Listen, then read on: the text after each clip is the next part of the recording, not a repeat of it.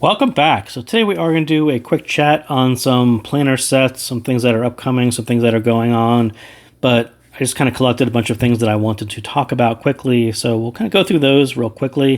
And we'll start with the SGOR Luna or SGOR Luna. So attractive looking set. I think quite a few people have actually asked me about this one. There aren't that many reviews on it, and I'll kind of explain why there aren't that many reviews on it. But what does it sound like in ear? It sounds a lot like this. If you're only interested in some nice bass and the upper mids, and you don't really care about what happens in the treble and upper treble, you don't care about air, you don't care about dynamics, kind of a nice set. But as far as a planar goes, it doesn't really sound like a planar. It sounds definitely more like a dynamic driver, and typically I would say it sounds like a nice dynamic driver in this case. Not great of a dynamic driver, because the whole upper treble gets buried. There's really no sparkle to it.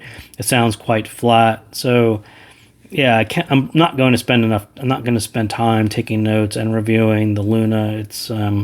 I would say the same thing about all of the 13 millimeter planar sets. They all tend to sound okay.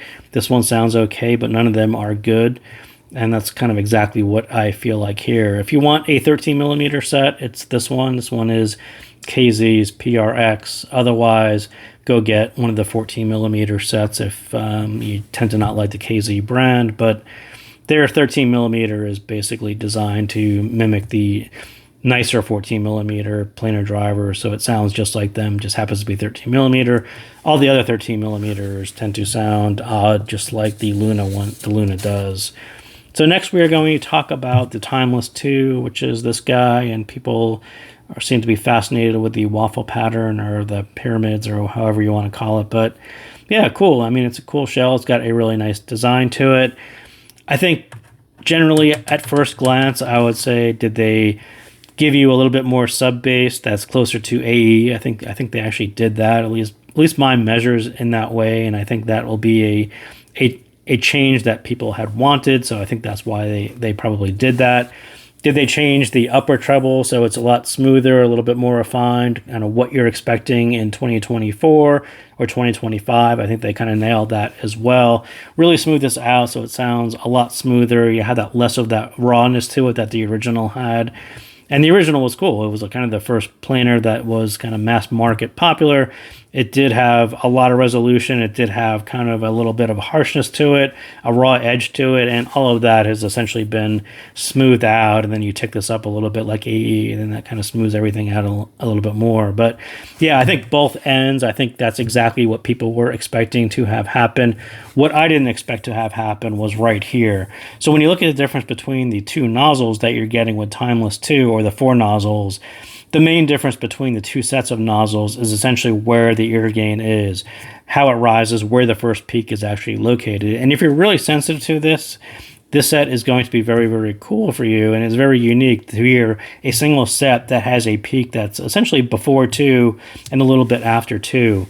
So most people tend to say, well, I like a later peak because it's a little bit more relaxed, and that will actually flow a little bit better with planar drivers because they tend to sound a little bit edgier, and you want them to sound a little bit more natural. So they gave you the flowers, and those are essentially later rises, so you get that more relaxed front edge to vocals, and then they carry through enough energy so it actually sounds present, detailed, and resolving as it should be. So that is, I think the flowers were pretty much based on feedback of the originals, as well as just kind of smooth out that unnatural bit to the vocals and make them sound maybe closer to a dynamic driver, but certainly a little bit smoother and a little bit more natural. And that's kind of exactly what you're going to get on the flowers.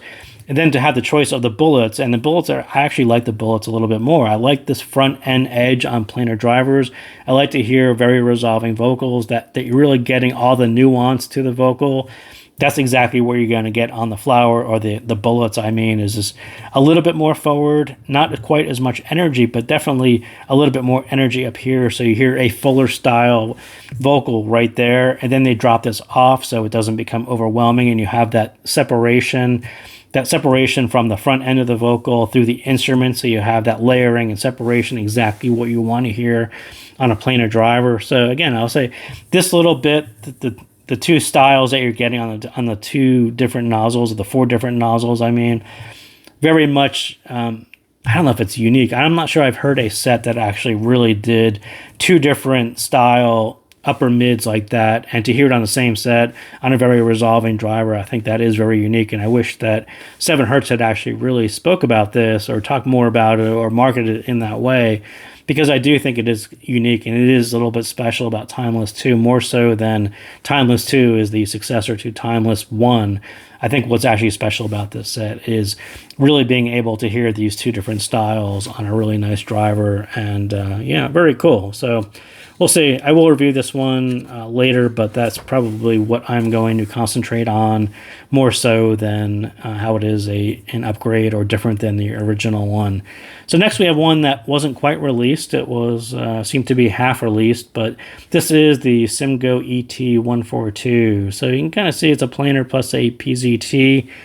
So what actually happened was they sent out sets, and then they said it's going to be released in a couple of weeks, and then they put the release on pause. So I was told to not review it until it was released, and it was never released, so I never reviewed it.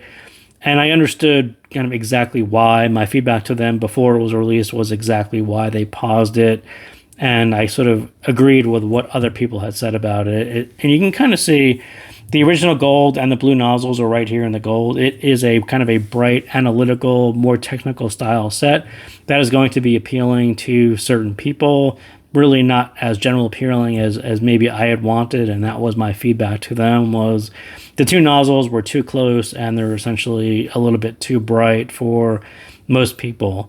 So they said, oh, we're going to put the release on pause. And then they came back a couple of weeks later and said, hey, we have a couple of nozzles we want you to hear and give us feedback. So in the red and blue, you can actually see the two new nozzles that they call them. And it was a new black and a new red. And I don't know if these are going to happen or not happen, so I'm not going to put these on my squig and make promises that they are going to do this. But this was essentially my feedback to them after hearing both of the nozzles. So in the original nozzles, you have the gold. That was your analytical, more technical style planar. That is fine for those group of people who were into that. The red is sort of the S12 style group, the people who want the balance of very technical capabilities, but still having more musical style tuning. That's kind of exactly what you get in red. That's going to be more similar to your S12 styles, more of your technical style, or, you know, the actual, I'm trying to think of what's the other planar that actually hits kind of that balance. And I don't know. I think it's the S12 and the S24s pretty much are going to hit the middle red one in the similar way. They are that right balance of having a set that is still musical and enjoyable, but still sounding a lot more resolving than what your typical dynamic driver or even hybrid would at the same price point. So I think that is a pretty nice selling point on the red. And then the blue sort of leans into the more musical style. So those of you who are into SO8, maybe the RD T10 Pro, maybe a little bit of the MP415, definitely a more musical style, less technical presentation, less in your face on the detail. That is what you get in the blue. So if they were to deliver all three nozzles, you would essentially have all three of the major planar style tunings in one set on a very nice resolving driver, on a very nice build quality, really nice fitting, really nice feeling shell. So yeah, I think that is the advantage of having all three on a set that doesn't exist anywhere else. So that was my recommendation to them. Just hand out all three, and that'll be your market. Even if you can't beat the SO8s on musical, it actually sounds better than SO8, but that's beside the point. But as far as having three separate tunings that hit all three major, listening types, I think that would actually be quite a bit of a win for SGOR if they could actually do that. Will they do that? I have no idea. So again, these are as I know it. They said give us feedback. That's all I know. I don't know if they're really going to deliver either of the new nozzles or when they're going to release ET142. So all of that is TBD. So to be determined. So that is what I got on a planar chat. So thank you guys again for tuning in, and I'll see you next time.